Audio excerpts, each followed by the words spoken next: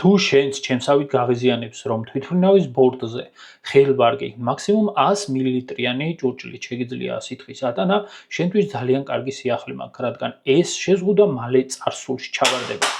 ახალი კატეს სკანერის წყალობით, რომელმაც უკვე გაიარა ევროკომისიის შემოწმება და უკვე დამონტაჟებულია რამოდენიმე ევროპულ აეროპორტში, შესაძლებელია შეუზღუდავი რაოდენობით სითხის ატანა ბორტზე, ყოველ შემთხვევაში 2 ლიტრამდე მაინც. მოკლედ, ევროპის რამოდენიმე ქვეყანაში უკვე დამონტაჟებულია ეს სკანერები, ავსტრიის ვენის აეროპორტი გეგმავს 26 წლის ზაფხულში ამ სკანერების დამონტაჟებას და ის არა მარტო სითხის მოცულობაზე ხსნის შეზღუდვა და არამედ ელექტრომოწყობილობების ამოღება აღარ დაგჭირდებათ თქვენი ჩანთიდან. საქართველოში როდის დამონტაჟდება მსგავსი სკანერები ჯერჯერობით უცნობია, ასე რომ დაველოდოთ მოვლენების განვითარებას.